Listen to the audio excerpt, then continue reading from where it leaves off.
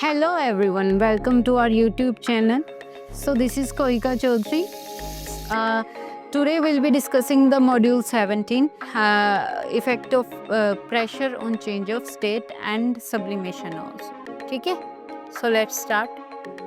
देखो state change हम कैसे कर सकते हैं, आपको ये तो पता ही है, टेम्परेचर कम या ज़्यादा करके, ठीक है। और दूसरा हम कैसे कर सकते हैं, प्रेशर से भी हम स्टेट चेंज कर सकते हैं। तो भी हम देखते हैं, गैस को हम लिक्विफाई करेंगे, गैस को हम लिक्विड में चेंज करेंगे, ठीक है। कैसे? By applying the pressure.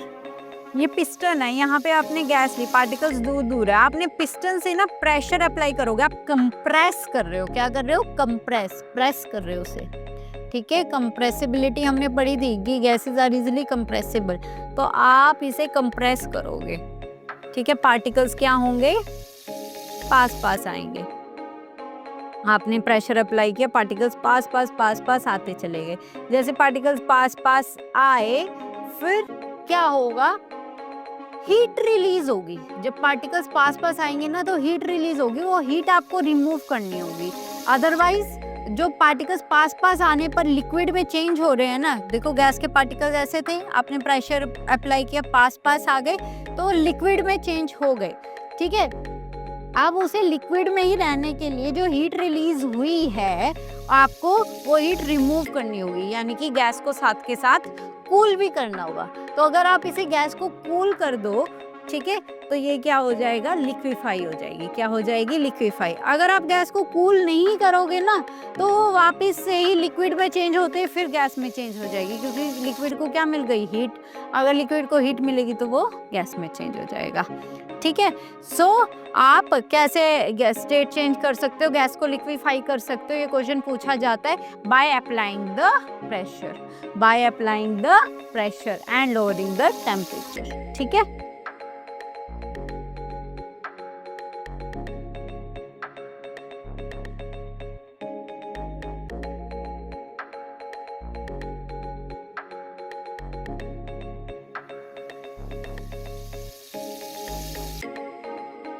ठीक है, एग्जाम्पल देखते हैं कार्बन डाइऑक्साइड का। इस पे क्वेश्चन भी आता है, अगर आपने कार्बन डाइऑक्साइड गैस पे प्रेशर अप्लाई किया और टेम्परेचर डिक्रीज कर दिया, तो ये डायरेक्टली ना लिक्विड में चेंज नहीं होगी, डायरेक्टली सॉलिड में चेंज हो जाती है। किस में चेंज हो जाती है? डायरेक्टली सॉलिड में, ठीक है। तो अगर आप कार्बन डाइऑक्साइड पे प्रेशर अप्लाई करोगे, तो विदाउट चेंजिंग इनटू लिक्विड ये किस में चेंज हो जाएगी? सॉलिड में, ठीक है। इसीलिए इसे हम क्या बोलते हैं?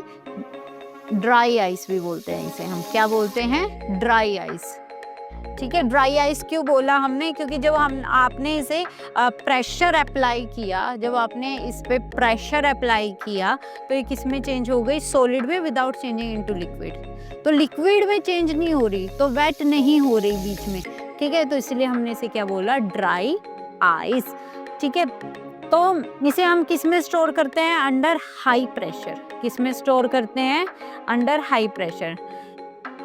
Solid carbon dioxide get converted directly to gaseous state, directly gaseous state में चेंज हो जाती है अगर solid carbon dioxide on decrease of pressure to 1 atmosphere without changing into liquid. तो जो हमारा एटमॉस्फेरिक प्रेशर है जो हम पे लग रहा है, वो क्या है? 1 एटमॉस्फेयर। और 1 एटमॉस्फेयर पे सॉलिड कार्बन डाइऑक्साइड किस में चेंज हो जाती है? गैस में। किस में? गैस में, ठीक है। तो अगर आप इसे ऐसे नॉर्मली सॉलिड CO2 को ऐसे रखोगे, तो किस में चेंज हो जाएगी? गैस में, ठीक है। इसीलिए हम उसे ऐसे खुले में नहीं रख सकते, हमें वो अंडर हाई प्रेशर स्टोर करनी पड़ती है। किस में स्टोर करनी पड़ती है? अंडर हाई प्रेशर, क्योंकि प्रेशर अप्लाई करेंगे अगर हम, तब वो सॉलिड फॉर्म में आपको मिलेगी, ठीक है। तो ड्राई आइस पे क्वेश्चन आ जाता है। एक तो क्या क्वेश्चन आता है? व्हाट इज ड्राई आइस, ठीक है। दूसरा क्या आता है? Why it is stored under high pressure. क्यों स्टोर करनी पड़ती है अंडर हाई प्रेशर? क्योंकि अगर आप उसे नॉर्मली 1 एटमॉस्फेयर प्रेशर पर रखोगे, तो वो किस में चेंज हो जाएगी? गैस में, ठीक है। Why dry ice is called dry ice? Because on increasing pressure, on applying pressure, it directly the gas directly solidifies. Solid CO2 directly, the carbon dioxide directly solidifies without changing into liquid. So it is called dry ice. क्या होती है भाई dry ice? जो शादियों में नहीं होता, wedding functions में दूल्हा दुल्हन जा रहे होते हैं, सामने से वो धुआं उठ रहा होता है। पहले तो अवार्ड शोज में ही सेलिब्रिटीज़ के आसपास हमें देखने को मिलता था, बट आजकल वेडिंग्स में भी दूल्हा दुल्हन के आसपास से जब दुल्हन की एंट्री हो रही होती है, उसके आसपास धुआं उठ रहा होता है वाइट वाइट कलर का, ऐसे लगता है जैसे कोई एंजल आ रही हो, परी आ रही हो ये, ठीक है। तो वो क्या होती है? ड्राई आइस होती है, ठीक है। सॉलिड CO2 हम वहाँ पे डालते हैं और अब वहाँ पे हमने खुली छोड़ दी भाई, 1 एटमॉस्फेयर प्रेशर मिल गया, और 1 एटमॉस्फेयर प्रेशर पे तो वो क्या हो जाती है? गैस में कन्वर्ट, इसलिए वो वाइट वाइट वाइट वाइट हमें गैशियस फॉर्म में धुएं उठते हुए नजर आते हैं, ठीक है। नेक्स्ट है सब्लिमेशन। सब्लिमेशन क्या होता है भाई? सब्लिमेशन होता है सॉलिड का डायरेक्टली गैस में चेंज होना without changing into liquid, without changing into liquid, ठीक है। और वाइस वर्सा गैसेस का सॉलिड में चेंज होना विदाउट चेंजिंग इनटू लिक्विड, उसे क्या बोलते हैं हम? सब्लिमेशन। एग्जाम्पल ये पूछ लिया जाता है, सब्लिमेबल सब्सटेंसेस के एग्जाम्पल बताओ, ये आपको लर्न करने होते हैं, जैसे कि ammonium chloride NH4Cl, anthracene, naphthalene balls, camphor, ठीक है। कैम्फर जो हम कपड़ों में रखते हैं, ठीक है, सर्दियों में या गर्मियों में, जब हम बेड में कपड़े स्टोर करके रखने होते हैं हमें 6 मंथ्स के लिए, तो हम कैम्फर की गोलियां रखते हैं, ठीक है। कार्बन डाइऑक्साइड जो हमने अभी पढ़ी है, सॉलिड CO2 ड्राई आइस, ठीक है, डायरेक्टली गैस में चेंज हो जाती है without changing into liquid. Iodine, ठीक है।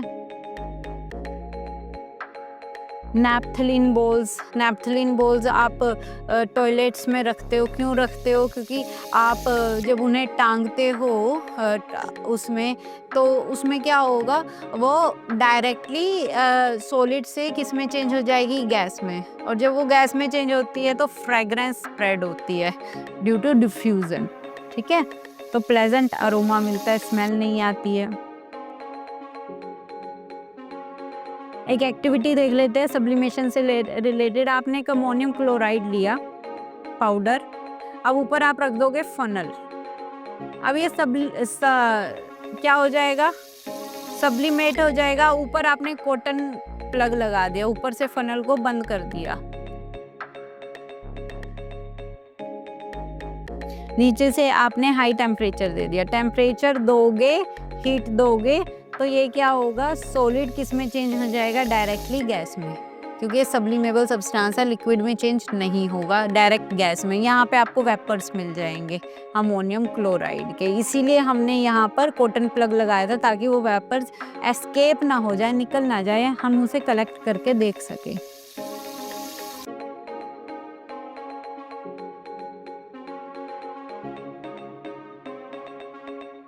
So that's all for today. In next module, we'll be studying the evaporation and factors affecting evaporation. Thank you.